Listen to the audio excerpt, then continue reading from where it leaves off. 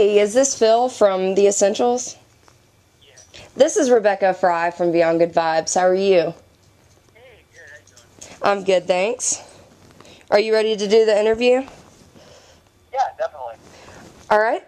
So how did you get together with The Essentials and the Morning Sun and The Essentials, I guess? Well, I guess it was summer, summer 2010. I live up in Syracuse, New York, which is about 4.5 hours right in the middle of New York State. And a good friend of mine from college had started up a production company in the city, and so I had been kind of making trips down there and recording music, working as a songwriter with other artists, recording my own stuff. And I had come back from California in early 2010 and was just like completely on this reggae vibe. And I really wanted to record a reggae album, so went down, laid down some tracks. My buddy Anthony, who's also the keyboard player in the band, he said, I gotta introduce you to this guy, Michelle. Michelle is this reggae singer from St. Lucia. He's a Rastafarian, and he would love this stuff. And so we got together one day randomly, and within 5 minutes of meeting, we were playing this. We were doing a cover of "Stirred Up" by Bob Marley. Oh yeah. It was just instant chemistry.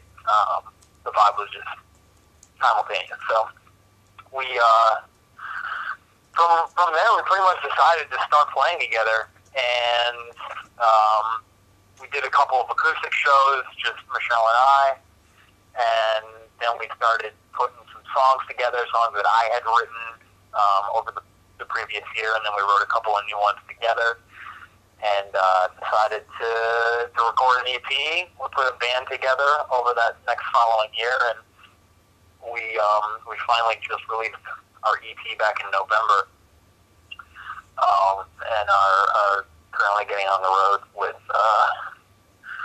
our band.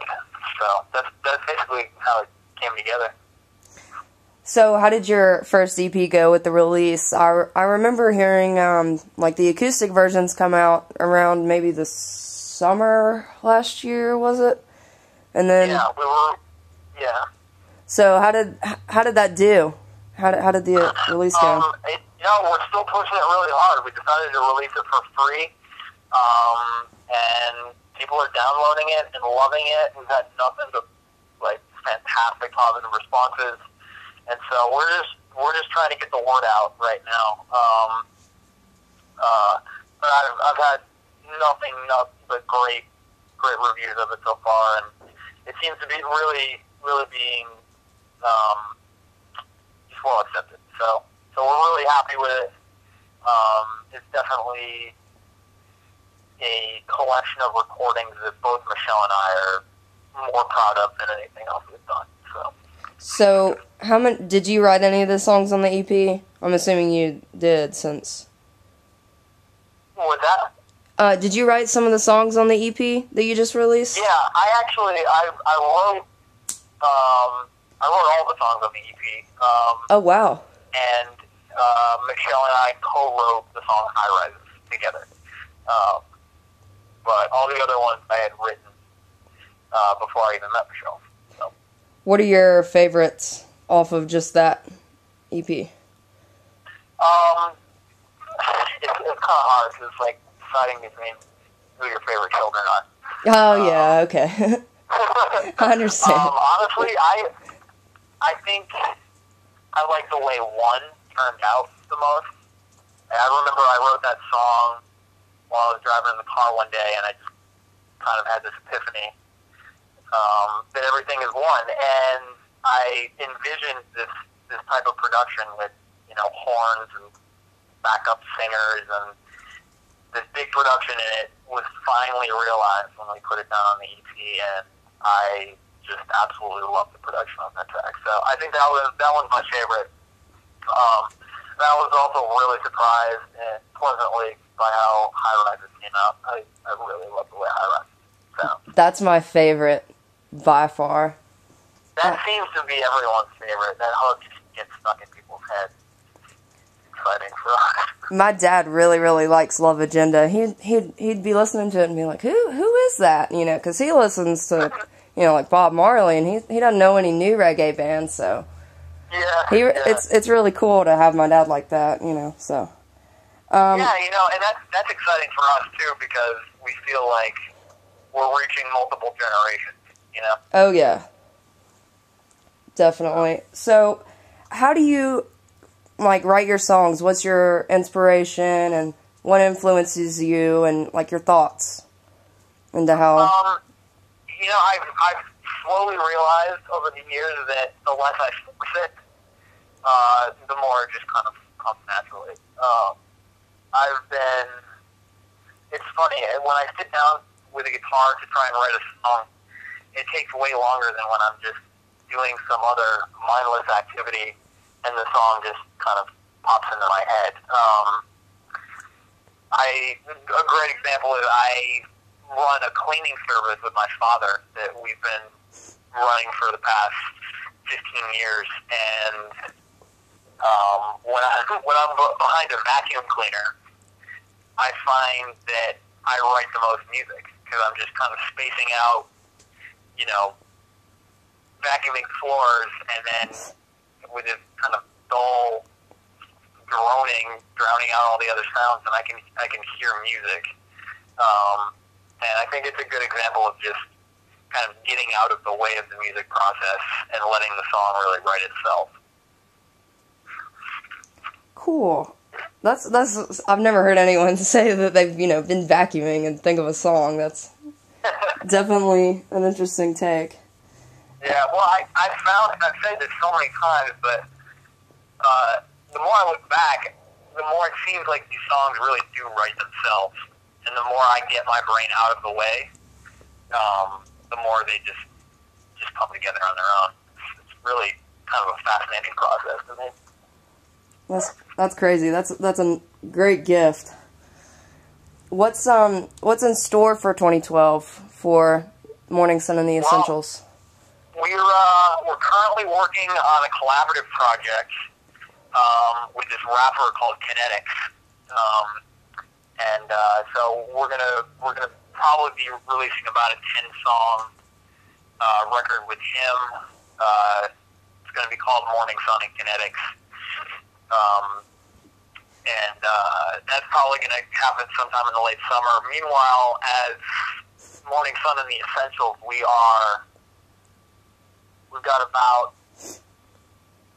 8 or 10 new songs already that we're starting to circulate into the live shows.